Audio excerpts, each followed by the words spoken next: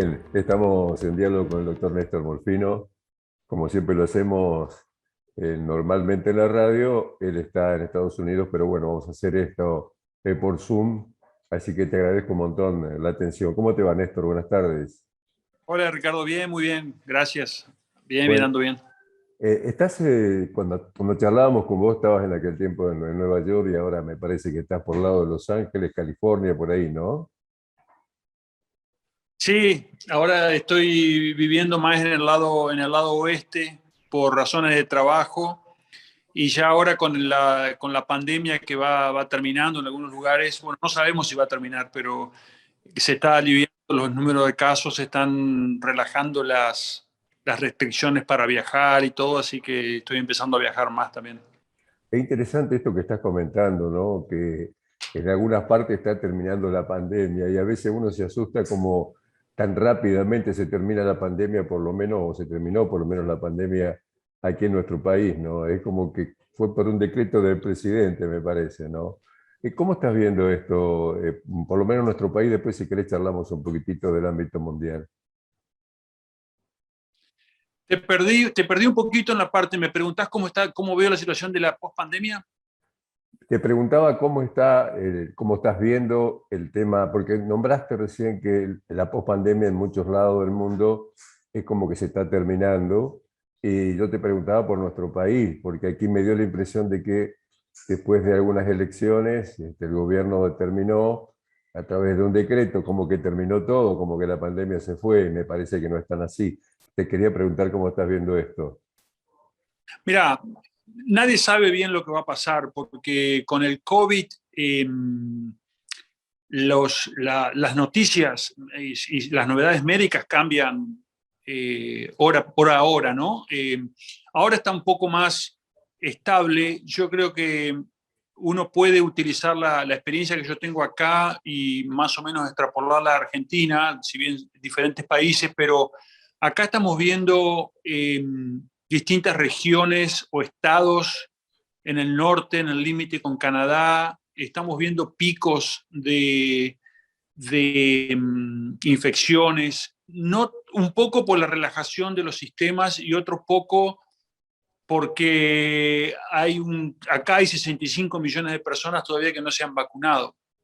Eh, entonces, esos grupos de no vacunados son los que van a sufrir y a fomentar el mantenimiento de la infección. De manera que en Argentina puede llegar a pasar que por alguna razón grupos de no vacunados o que en casos en que la vacuna se venció, el efecto de la vacuna, que hay datos que salieron la semana pasada de que luego de 2 dosis de una vacuna de ARN, que puede ser la de Pfizer o Moderna, eh, después de 6 meses de la segunda dosis, la protección baja a un 57% más o menos, o sea que baja de un 80-90 a 57. No es un abismo, no es un precipicio, pero es un tobogán en la caída de las defensas. Y eso confirma los datos de Israel también, que un refuerzo es necesario luego de la segunda dosis, 6 meses después de la segunda dosis, ¿no? Eso te iba a preguntar, ¿no? Porque en nuestro país hay un alto porcentaje que ya se ha vacunado con 2 dosis y no es con la misma vacuna. Por allí, ¿qué alternativas hay de hacer una combinación? Se habla mucho de esto, pero no sé si hay ya una certeza de poder determinar si podés combinar una vacuna con otra. Si bien el gobierno ahora ha comprado 20 de Pfizer y 20 de Moderna, hay que ver qué pasó con las otras, porque realmente fue donde más porcentaje hay, tanto del Sputnik como me parece que la China, no recuerdo bien cuál es el nombre, pero han sido las dos que han tenido mayor cantidad de vacunados aquí en el país, ¿no? Mira, la mejor combinación, la mejor protección contra el COVID es haber estado infectado y luego recibir una dosis de una vacuna, puede ser de plataforma de ADN como la de AstraZeneca, o puede ser con plataforma ARN como las otras. Esa es la mejor protección. Después tenés 2 dosis de la misma, o si no tenés la combinación de una dosis de ADN seguido de una dosis de ARN. Eh, o sea, por ejemplo, AstraZeneca seguida de Pfizer. Eh, y ya estudios de combinación se hacen en situaciones más desesperadas, ¿no? Cuando no te llega la segunda dosis de la misma vacuna. Pero a medida que haya más vacunas, las combinaciones van a ser menos frecuentes, me parece a mí. La gente y los médicos vamos a seguir recomendando mantenerse en el mismo régimen de la primera dosis y la segunda dosis, que sea la misma vacuna. Ahora, ¿es absolutamente necesario realizar una tercera vacunación? O por lo que vos estás contando, me parece que va a dar un poco más de seguridad eso, ¿no? Sí, yo creo que va a ser necesario aplicarse una tercera dosis. Yo creo que las autoridades que están pensando si esto es posible o no, y que acá se recomienda la tercera dosis en mayores de 65 o en personas que tienen inmunodeficiencias. Mi opinión personal es que no se hizo una recomendación universal porque se ha tenido un poco de recelo de que la gente salga corriendo a aplicarse la tercera dosis y haya una disminución en el número de vacunas para aquellos que no tienen ninguna dosis. Entonces, es mejor continuar machacando en que la población se vacune con las 2 dosis que le corresponden y luego fomentar o abrir, si se quiere, que se vacune cualquiera con la tercera dosis. Pero hasta ahora la tercera dosis está restringida. Néstor, después que aparecieron las primeras cepas, que se aplicó algún tipo de vacuna y fue bastante más rápido de lo que uno puede llegar a pensar por el tiempo que se demora, ¿no?, en obtener algún tipo de vacuna. La última cepa del cual uno tiene información es la Delta. Yo no sé si realmente ha aparecido alguna otra cepa, e incluso si las vacunas que están dando vueltas aquí en nuestro país y también en el mundo sirven precisamente para esa cepa. Sí, hay otras variantes. Hay muchas variantes, hay miles de variantes probablemente, muchas más de las que uno puede detectar y secuenciar. Eso es cierto para muchos virus. Eh, Han aparecido variantes que se pensaba iban a ser más virulentas que la Delta, pero no. La Delta sigue siendo, la Delta sigue siendo la más prevalente y la más virulenta hasta el momento, y las otras son menos riesgosas. Solamente el tiempo dirá si los planes de vacunación van a cubrir todas las variantes que puedan aparecer. ¿Cómo estás viendo la pospandemia, Néstor, por allí? Porque uno a veces charla con la gente y la ve con alguna depresión, con alguna ansiedad, obesidad, ni hablar, ¿no? Pero por allí a lo mejor eso se puede tratar un poco más rápido. Lo otro, por allí uno le da ciertos temores, ¿no? ¿Esto es exclusivo de lo que uno ve aquí en nuestro país o a nivel mundial ha pasado esto también? Bueno, los riesgos de la pospandemia eh, son, son varios. Uno es lo que en inglés se llama la twindemics. Twin quiere decir mellizos. Entonces, la epidemia melliza sería en el invierno acá, por ejemplo, que haya gran número de casos de gripe, de influenza y gran número de casos de coronavirus. No sabemos si eso va a pasar, no es seguro, pero es uno de los riesgos. Hubo una doble epidemia en el verano en algunos estados de Estados Unidos en el norte entre COVID y virus sincitial respiratorio, que es un virus que produce bronquiolitis en niños, también afecta a los adultos. Hubo una especie de doble epidemia. Eso pasa cuando están los no vacunados contra COVID y está la liberación de los sistemas de protección que uno tenía, el distanciamiento, el barbijo. Entonces, eso es uno de los riesgos. El otro riesgo es que va a haber países que no van a tener vacunas por mucho tiempo. Por ejemplo, los países de África tienen solamente los países de África tienen solamente el 2% de la población vacunada con 2 dosis.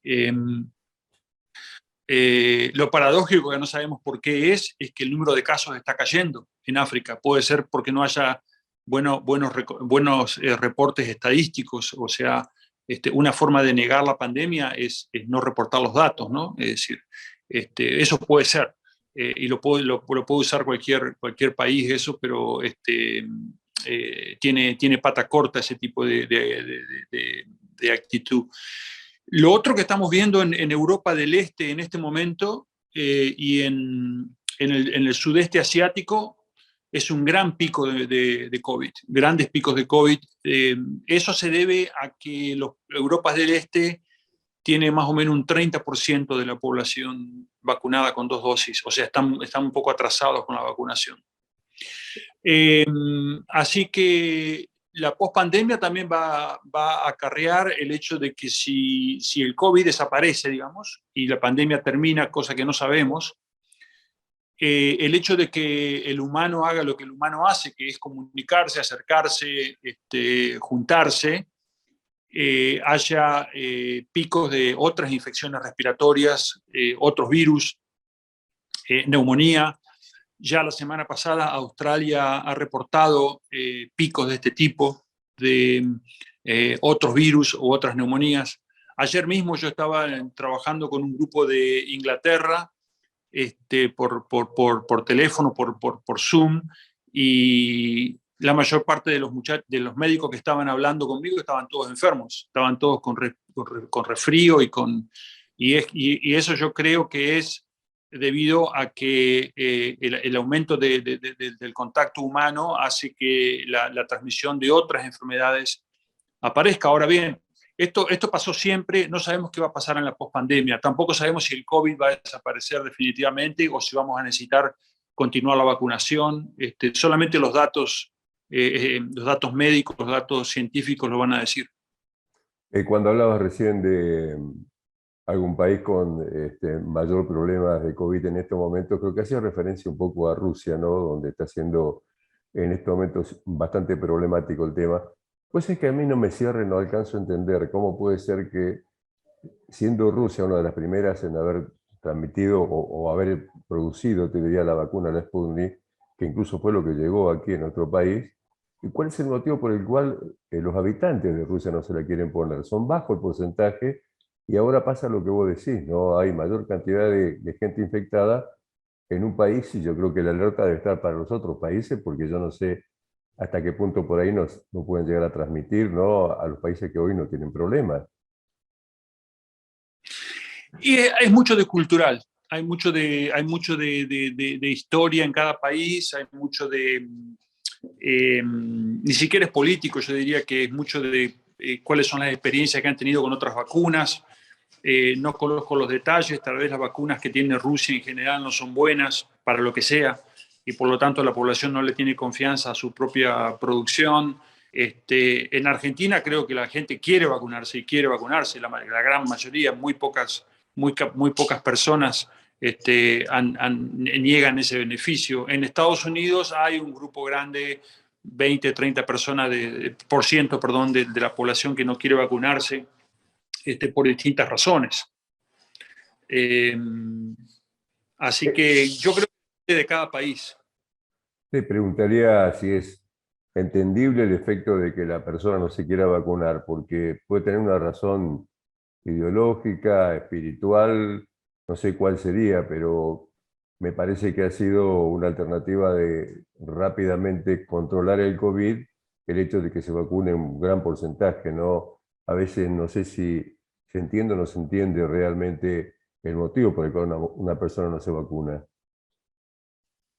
Claro, hay muchos motivos y muchas veces uno no puede hacer nada contra eso. Yo con los pacientes, pero esto lo hice todo con mis pacientes siempre, pacientes que vienen y te dicen yo nunca me vacuné contra la gripe, por ejemplo, antes del COVID, ¿no? Y no me pienso vacunar y en definitiva es una elección personal. El problema es que no vacunarse es como manejar rápido en la autopista entonces corres riesgo vos que vas manejando rápido y también corre riesgo los otros que van al lado tuyo en el auto y los otros autos. Lo mismo es con el no vacunado. El no vacunado por razones, no quiere vacunarse por sus propias razones, pero hay un sistema de transmisión que el no vacunado tiene, ¿no? Porque acarrea el virus y lo transporta. Acá, en la mayor parte de las reuniones que yo estoy yendo acá en Estados Unidos, entre amigos te preguntan si están vacunados o en la invitación te ponen una nota que si no está vacunado, preferiblemente no vengas. Así que nadie se ofende por eso. Si alguien no quiere vacunarse, debe respetar también que alguien que está vacunado diga, mira, no vengas. Néstor, hay avances del tema de las vacunas, fundamentalmente te digo porque he leído por ahí que hay alguna alternativa futura que puede ser oral en vez del pinchazo de la vacuna tradicional, te diría. ¿Hay avances en ese sentido? Sí, vacuna oral no sé, pero que va a haber tratamientos antivirales orales, que por ejemplo, si una persona se infecta con COVID, dentro de los 5 días que le dio positivo toma un medicamento antiviral. El medicamento antiviral hay uno que salió un comunicado de prensa por la empresa hace una semana más o menos. No hemos visto datos científicos, pero la molécula parece que si los pacientes no vacunados, que se infectan con COVID y toman este medicamento, dentro de los 5 días tienen un 50% menos de internación y aparentemente tienen un gran beneficio también en mortalidad en caso de que así que va a haber varias moléculas a futuro que si una persona se infecta puede tomar un tratamiento para poder medicarse, digamos. El riesgo de esto es que ahora el antivacunas tiene otra excusa más para decir, bueno, no me vacuno, pero si me enfermo me tomo esta pastilla. Las pastillas van a ser relativamente caras. Estos antivirales no son, uno lo puede equiparar con el tratamiento del SIDA. Cuando el tratamiento del SIDA empezó con comprimidos orales, no eran baratos. Ahora sí, ahora luego de tantos años de comercialización, hay genéricos, etcétera, pero siempre sigue siendo la vacuna la mejor solución. Como decía mi abuela, más vale prevenir que curar, ¿no? Vos decías recién del tema de la pandemia que no está terminada, ¿no? Pero por allí uno ve algunas alternativas de gente que, a mi entender, me parece que se están minimizando demasiado, ¿no? ¿Cuáles serían tus consejos para definitivamente cuidarse en este sentido? Bueno, de hecho, vacunarse y continuar con precauciones que son poco costosas, digamos. No sé, depende mucho de la cultura de cada país, ¿no? Pero nosotros en Argentina y en muchos otros países somos de darnos besos, de hablar cara a cara, ¿no? Porque no nos gusta estar distante, ¿no? Pero somos muy afectuosos en ese aspecto. Hay un mayor intercambio de aerosoles a medida que uno está cerca de una persona. Yo creo que, fíjate vos que los pacientes con asma y pacientes con enfermedades respiratorias, mal que mal, han aprendido con esta pandemia porque el asma mejoró mucho durante la pandemia. La gripe casi desapareció durante la pandemia. Entonces, las personas hemos aprendido que medidas muy simples como no darse la mano o lavarse las manos frecuentemente o no tocarse la cara o no estar tan cerca o no besarse cada 2 minutos con los amigos y las amigas, qué sé yo, lleva a un distanciamiento que es soportable. Y yo como médico hacía muchos años ya que casi no daba la mano, sino que saludaba a mis amigos con el puño. Pero por una cuestión de proteger también a los demás, ¿no? Porque el médico está siempre un poco más expuesto a, más allá de que te laves las manos, como el sistema de seguridad, en vez de dar las manos, se puede hacer eso. Néstor, te agradezco un montón. No sé si hay alguna pregunta que no te he hecho que quieras, con mucho gusto te escucho. No, creo que hay que continuar con las precauciones. Tenemos que ver qué va a pasar una vez qué es lo que va a pasar con el COVID. Hay que seguir vacunándose, los planes de vacunación deben continuar. Y bueno, mencionarte a vos que una de las grandes víctimas, paradójicamente, de la pandemia también ha sido el personal de salud, que ha tenido que trabajar incesantemente, sin ningún tipo de descanso, con sueldos muy magros, y que realmente le han puesto el pecho a la pandemia. Esto es cierto en muchos países, depende de vuelta, depende de la cultura de los pacientes. Mucho personal de salud sufre también violencia por parte de pacientes que no están vacunados y que el personal de salud les recomienda vacunarse. Eso pasa en algunos países. En el caso particular de Argentina, no me cabe duda que el personal de salud ha sufrido mucho. Y una cosa que sirvió la pandemia fue traer a la notoriedad a muchos representantes de las distintas sociedades de Argentina, médicas, como la Sociedad Argentina de Terapia Intensiva, etcétera, donde el mismo presidente dijo que los que realmente sacaron las papas del fuego fueron muchos médicos extranjeros que estaban haciendo, que están haciendo la residencia en Argentina, y que a la hora de cubrir las guardias en terapia intensiva eran los que más firmes estaban. Entonces ha habido un descubrimiento de cuántos baches. El sistema de salud ha estado quebrado hace muchos años. Puedo contar anécdotas todos los médicos tenemos anécdotas de hospital y de sanatorio referente a los descalabros que ocurren desde el punto de vista administrativo, y la falta de recursos que hay. Esperemos que las próximas autoridades pongan a la salud y a la educación como primera prioridad, porque si se enferman los ciudadanos, no va a quedar nadie ni para trabajar, ni para recibir subsidio, ni nada. Te mando un abrazo grande, gracias por la nota. Acá te espera un asado y un buen vino tinto, así que cuando quieras nos encontramos. Un abrazo. Ya voy a ir pronto. Chao. Chao, Néstor, chao.